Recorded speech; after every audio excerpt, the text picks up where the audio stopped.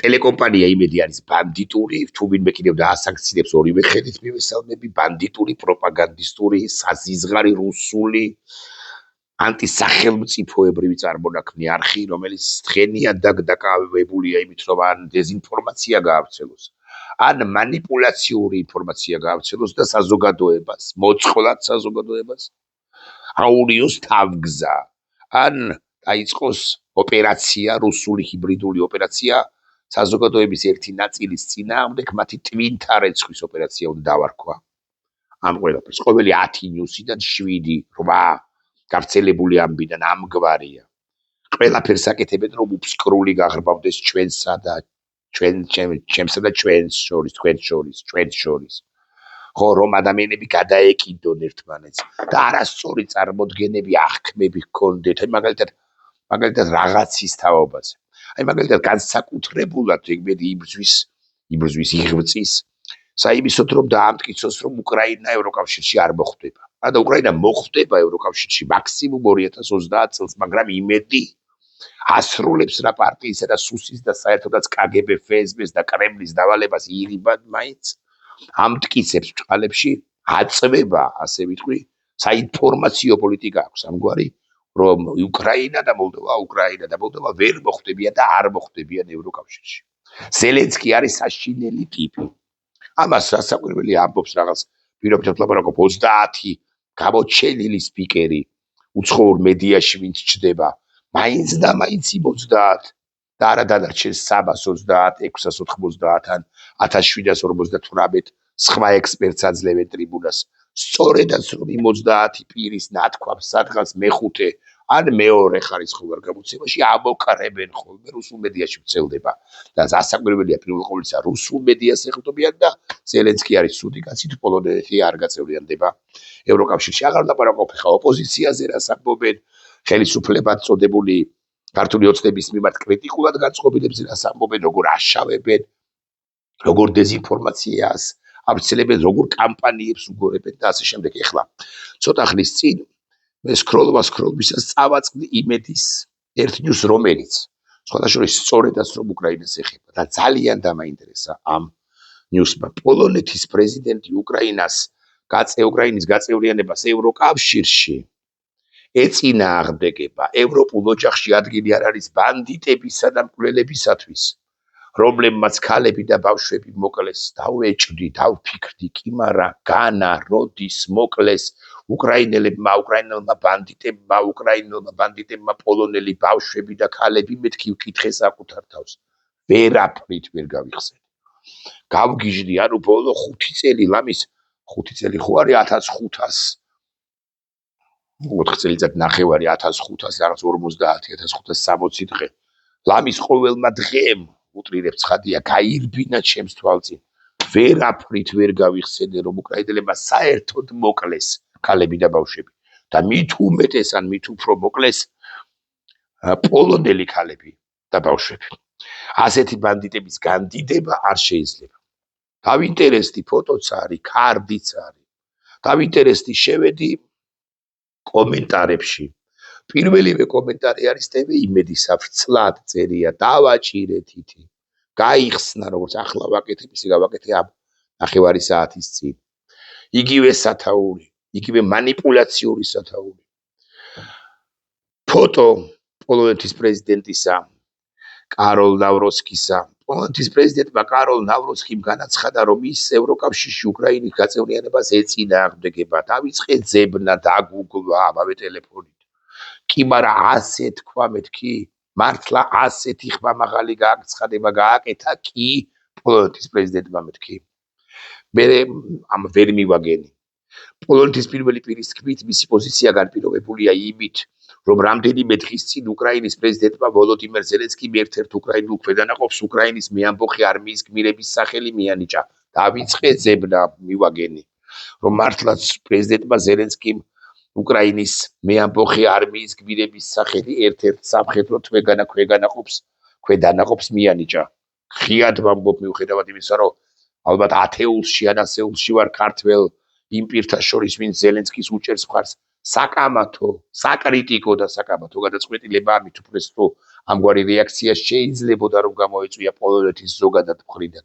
ამიტომ მიუხედავად ჩვენ თავისუფალი სამყაროს წევრები ვართ, მეც თქვენს და ზელენსკიც ვამბობ იმას, რომ ზელენსკის ვაქებ, ზელენსკი გმირი კაცი მგონია, მაგრამ ეს ალბათ მაინც შესაძლოა ვცდები, მაგრამ ეს გადაწყვეტილება ზელენსკის არ უნდა მიიღო. დემოკრატიულ სამყაროში კრიტიკა, მათ შორის ომში მყოფი სახელმწიფოს ლიდერისა მოსულა მეგობრებო. განვაგრძე კითხვა. და მე უკვე ციტატა. ანუ ნავროცკი რას ამბობს ვითომდა, მაინც თქვენს ნებართვით ასე ვიტყვი. სამწუხაროდ პრეზიდენტმა ზელენსკი მაჩვენა, რომ უკრაინა მენტალობიდან გამომდინარე, რომელიც უკრაინის მეამბოხე არმიიდან დიდებისა და მკვლელების განდიდებას გულისხმობს, არ არის მზად ევროპის გახდეს ევროპის ოჯახის წევრი. იმიტომ რომ ევროპულ ოჯახში პოლონელი ბავშვებისა და მკვლელი ბანდიტების განდიდება არ შეიძლება კიდევ ერთხელ დავუგუგლე განა, ასე თქვა, მკვლელები, უკრაინელი მკვლელები და ასე შემდეგ. აღსანიშნავია, რომ ნავროცკი ზელენსკისთვის 2023 წელს გადაცემული პოლონეთის უმაღლესი ჯილდოს თეთრი არწივის ორდენის ჩამორთმევის იდეით გამოვიდა. რას ეხება ეს ამბავი, რომ ვიცოდეთ მაინც აქ სადღაც იყო თუ არ ვცდები. უკაცრავად წერია და შეიძლება გამომჩა. პოლონური მხარე მიიჩნევს, რომ უკრაინის მეამბოხე არმია ვოლინის ტრაგედიასთან არის დაკავშირებული. საკამათოა, მაგრამ ერთ წუთს დავუჯეროთ პოლონეთის პრეზიდენტს და ვოლინის ტრაგედიაზე ვისაუბროთ. ჩვენ და ეს ძალიან მნიშვნელოვანი ამბავია, რომელიც სულ მუდმივად გაზდებს ფონად უკრაინისა და პოლონეთის ურთიერთობას და მართლაც პოლონურ საზოგადოებაში არის არაერთგვაროვანი დამოკიდებულება ამ გმირი ქვეყნისა და გმირი ხალხის დღეს გმირი ქვეყნისა და გმირი ხალხის მიმართ იმის გამო, რაც მოხდა გასული საუკუნის და იცით როდის მოხდა ეს 1943-44 წლებში, ანუ კიდევ ერთხელ მეორე მსოფლიო ომია, გავიხსენოთ დიდი სამამულო ომი საბჭოთა კავშირის ტერიტორიაზე არსებობს უკრაინის განმათავისუფლებელი არმია და სხვა საჯარისო შენაერთები, მათ შორის ყველაზე ცნობილი ალბათ თქვენთვისაც და ჩემთვისაც არის ბანდერას შენაერთები. ეგრა მაგის პასუხია და უშუალოდ ბანდერა ამ ვოლინის ტრაგედიაში არ მონაწილეობს, იმიტომ რომ 1941-44-მდე ის მაინც გერმანელებს ყავთ დატყვევებული, თუმცა ისტორიკოსების ნაწილი ამბობს, წყალებში ამტკიცებს, რომ ბანდერა მაინც იყო ამ ყველაფრის მონაწილე, იქიდან იძლეოდა ინსტრუქციებს, რაც ალბათ მაინც არ შეესაბამება სიმართლეს, მაგრამ ამას არ აქვს პრინციპული მნიშვნელობა. მეორე მსოფლიო ომია, ისევე როგორც ბევრგან მათ შორის უკრაინაში, მათ შორის დასავლეთ უკრაინაში, მათ შორის ვოლინის მხარეში უკრაინელი ნაციონალისტები ცდილობენ როგორღაც უკრაინული სივრცეების შექმნას და სარგებლის მიღებას იმ დაპირისპირებისაგანაც მიდის, მოდი ასე ვიტყვი, საბჭოთა კავშირს ან 44-ში უკვე მოკავშირეებსა და ფაშისტურ ნაცისტურ გერმანიას შორის. და ისინი ცდილობენ უკრაინის დამოუკიდებლობაზე, არ ღვევენ თუ არა დღევანდელი გაგებით ადამიანის უფლებებს, ჩადიან თუ არა დანაშაულების მარტივად რო ვილაპარაკოთ, ჩადიან. პოლონელებისათვის ეს განსაკუთრებით მტკივნეულია და მძიმეა. რუსებისთვისაც, რუსები თუ გახსოვთ ხსენებულ ბანდერაზე, სულ ამბობენ ხოლმე უფრო დღევანდელ ხელისუფლებას, რომ ბანდერას ცივირნულის, ბანდერას მომხრეები დაბრუნდნენ. კიდევ ერთხელ ვიტყვი, ზელენსკის მიერ ამ ნაბიჯის გადადგმა, თუ ეს ნაბიჯი გადადგმულია მართლაც არის ალბათ მაინც შეცდომა, სულ მინიმუმ უნდა გაეთვალა ეან გარიშა უკრაინის ლიდერს, როგორ რეაქციას დაახვედრებდნენ, როგორ უპასუხებდნენ მას უშუალოდ პოლონური სივრციდან. 43-44 წლების ამბავია ეს ვოლინის ტრაგედია მეთქი. რეალურად მოხდა უკრაინის ეს განმათავისუფლებელი არმია და მასთან დაკავშირებული სხვა ნაციონალისტური ძალები ამ ძალებმა დაიწყეს პოლონური სოფლებისა და მოსახლეობის წინააღმდეგ იერიშები და მართლაც ერთი ცნობით საერთოდაც 40-50 ადამიანი მოკვდა. დაიღუპა, მოკლეს, თუ გნებავთ ასე ვიტყვი. განსაკუთრებით ყველაზე მძიმე არის, რამდენადაც მახსოვს 1943 წლის ზაფხული ივლისის 11 და ივლისის 11-ში მომხდარ ამბავს უწოდებენ სისხლიან კვირასაც. კი აკი გითხარით 50-60 ადამიანი არის დაღუპული, კი არა მოკლული, ლიკვიდირებული და პოლონელებისთვის არის ძალიან მძიმე ამბავი.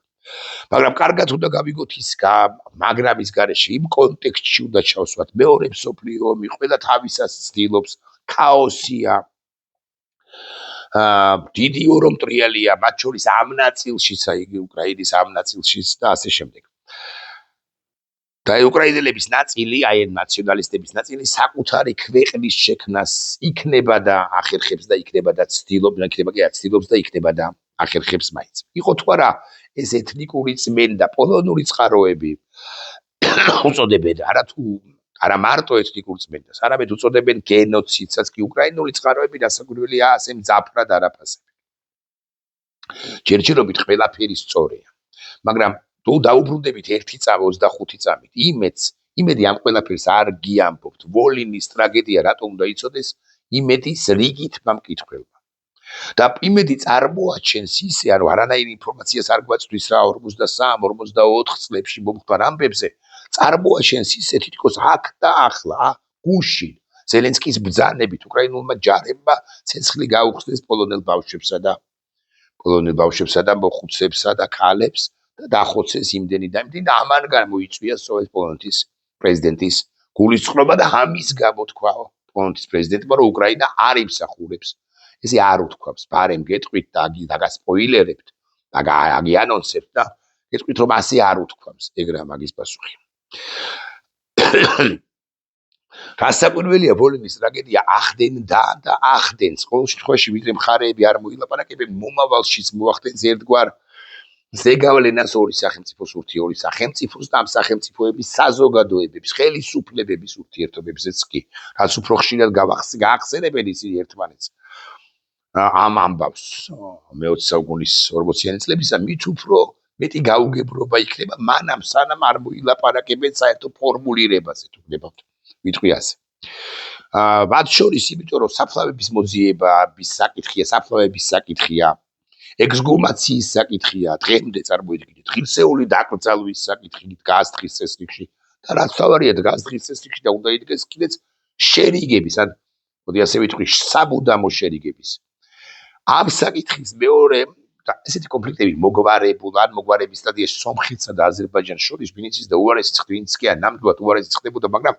საზოგადოებებმა და პირველ რიგში ხელისუფლებებმა გადადგეს ერთმანეთსკენ ნაბიჯი და ეხლაც არიან სომხეთში ადამიანები რომლებიც უწუნებენ ფაშინიანს ამ პოლიტიკას ან აზერბაიჯანში არიან ადამიანები მოქალაქეები რომლებიც აკრიტიკებენ ალიევს ხმადაბლა შესაძლოა მაგრამ მაინც დაეუბნებიან რომ კიდე უარესი უნდა გექნა იმ სომხეთისთვისო მაგრამ საზოგადოებები მაინც დაუახლოვდებიან ერთმანეთს მიუხედავად იმისა რომ 30 წლიანი მეთხნიანი ომი მიმდინარეობდა ამ ორ მეზობელ სახელმწიფოს შორის კი გითხარით ტკივნეულია ვოლინა გასაკვირველია ვოლინის ტრაგედია უკრაინისთვისაც და პოლონეთისთვის განსაკუთრებით მაგრამ ეს არ ნიშნავს რომ გადაულახავი პრობლემა არის რთული ისტორია ეხლა კავშირში არის თუ არა ბანდერასთან მეთქი ამაზე ვილაპარაკე თუ აღარ მახსოვს სიმართლე გითხრათ თუ ვილაპარაკე არ გავიმეორებ ორი სიტყვას მაინც ვიტყვი არ მახსოვს რა ბანდერა არ იყო ამ პროცესში ჩართული ის გერმანიის ციხეში იხდიდა სასჯელს 41 წელს დააპატიმრეს და თუ არ ვცდები 44 წლამდე თუ არ ვცდები კი არ ვცდები 44-მდე იყო თუმცა არსებობენ ისტორიკოსები რომლებიც ამბობენ რომ ბანდერა იქიდან კამანდირობდა ხელმძღვანელობდა რაც ალბათ მაინც არ შეესაბამება სიმართლეს ბანდერა საერთოდ ეს ნაციონალისტი კაცი იყო და აკი ამიტომაც ეზიზღებათ ის და მისი სახით უკრაინელები ეზიზღებათ რუსებს და აქაც მე სამეგობროშიც კი შემხვედრიან ადამიანები საუბრია ამ თემაზე რომ აი ბანდერა არის იყო საზიზღრესი კაცი ამას მეუბნებოდნენ მაინც საბჭოთა ისტორიოგრაფი არ ითვალისწინებენ რა არ უყურებენ რა ისე როგორც მე ვუყურებ ან ბანდერას იმ სახეს რასაც ეთნონაციონალისტური სახე დადებითი კონოტაციით და უკრაინის თავისუფლებისთვის მებრძოლი კაცის სახე თუ სახე ჰქვია მაგრამ ახლა ვილაპარაკოთ იმედზე ისევ და ვილაპარაკოთ რატო ავცელებს ამგვარად რატო ავცელებს ინფორმაციას სიმართლეა თუ არა ისაც მან გაავრცელა კიდევ ერთხელ ჩავიკითხავ თქვენის დებატს პოლონეთის პრეზიდენტი უკრაინის გაწევრიანებას ევროკავშირში ეწინააღმდეგება ევროპულ ოჯახში ადგილი არ არის ბანდიტებისა და აბკველებისათვის რომლებმაც ქალები და ბავშვები მოკლეს ბანდიტური იმედი არ გეუბნებათ, რასთან დაკავშირებით ამბობს ამას პოლონეთის პრეზიდენტი. ასეთი ბანდიტების განდიდება არ შეიძლებაო, ასე თქვა კაროლ ნავროცკი. დიახ, ეს ციტატა მართლაც რეალურ განცხადებას, თქვენს თემად ვიტყვი ასე. გავს კი არა, რეალურია ეს ციტატა, ეყრდნობა, თუმცა კონტექსტი როგორც ასეთი, აკი იმიტომაც ქვია ჩემს გადაცემას მათ შორის, ამიტომაც ქვია კონტექსტი. არის ძალიან მნიშვნელოვანი. ნავროცკი მართლაც განაცხადა, რომ უკრაინა არ არის მზად ევროპული ოჯახის წევრობისათვის, თუ განაგრძობს უკრაინის აჯანყებულთა არმიასთან დაკავშირებული ფიგურების განდიდებას, თუმცა ნავროცკი ამბობს იმასაც, რომ მას იმედი აქვს, რომ ამგვარი რაღაცები არ განმეორდება და ეს იქნება უკანასკნელი ამბავი. ევროპულ ოჯახში ციტატა, ზუსტი ციტატა. ადგილი არ არის ბანდიტებისა და მკვლელების განდიდებისათვის, არა ქვეყნისათვის, არამედ განდიდებისათვის, რომლებმაც ქალები და ბავშვები მოკლეს, პოლონელები დახოცეს. ნახეთ, იმედმა თქვა, რომ ევროპულ ოჯახში არ არის ამ ქვეყნისათვის ადგილი, ხოლო ნავროცკის რეალურად უთქვამს, რომ ევროპულ ოჯახში არ არის ადგილი ბანდიტებისა და მკვლელების განდიდებისათვის. ეს განცხადება გაკეთდა პოლონეთსა და უკრაინას შორის გაჩენილი ახალი დაძაბულობის ფონზე, რომელიც ვოლინის ტრაგედიის ისტორიულ მეხსიერებას უკავშირდება. თუმცა ფრაზა პოლონეთის პრეზიდენტი უკრაინის ევროკავშირში გაწევრიანებას ეწინააღმდეგება გარკვეულზე მეტად არის დეზინფორმაციული ან მანიპულაციური ხასიათის განმარტებას ყოველ შემთხვევაში ნებისმიერ შემთხვევაში საჭიროებს. ნავროცკის პოზიცია უფრო ასეთია და არა ისეთი, როგორცაც ჩვენ გვთავაზობს ტენის ტელეკომპანია იმედი. იგი მხარს უჭერს უკრაინას. იგი მხარს უჭერს მათ შორის უკრაინის გაწევრიანებას ევროკავშირში აღარ ვლაპარაკობ იმაზე, რომ უჭერს მხარს რუსეთის წინააღმდეგ ბრძოლაში ისიც და პოლონეთის სხვა ლიდერებიც.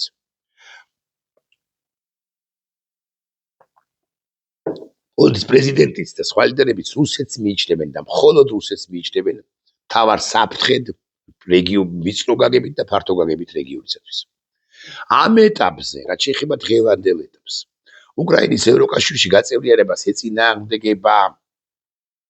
ეწინააღმდეგებიან გარკვეულ შემთხვევებში მანამ სანამ რეფორმები არ იქნება ბოლომდე მიყვანილი.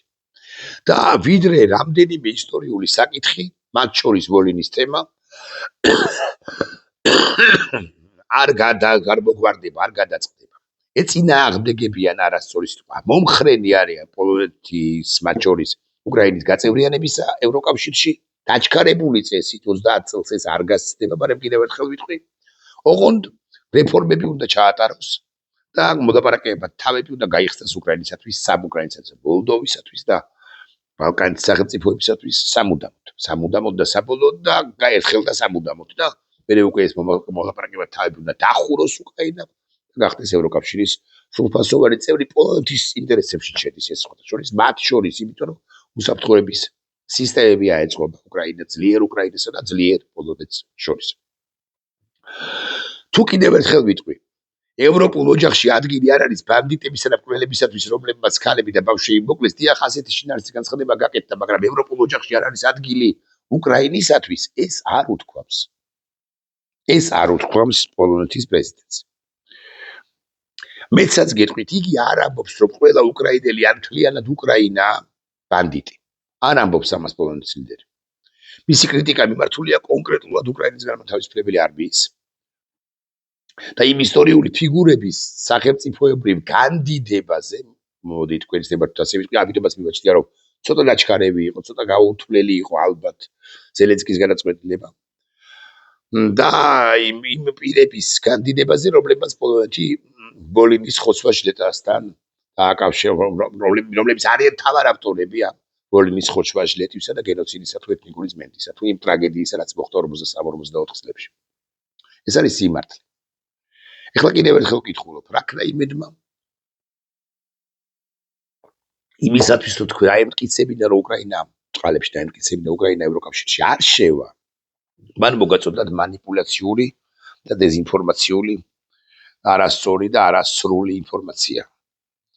შეგაზიზღათ, არ ეცადა რომ შეეზიზღები და დამატებით უკრაინა, თქვენთვის ზელენსკი უკრაინელი ხალხი და ამით ირიბად დაიწყო კამპანია, რომ ნახეთ რა კარგები ვართ ჩვენ პრობლემა მაწოვია არავის შეეთ ომის გზა რეალურად ხო ივანიშვილა მარცხის გზა კი არა სახელმწიფოს გადანადგურების გზა აირჩია მაგრამ ამას არ გეტყვით ტელეკომპანია ბანდიტური ტელეკომპანია იმედი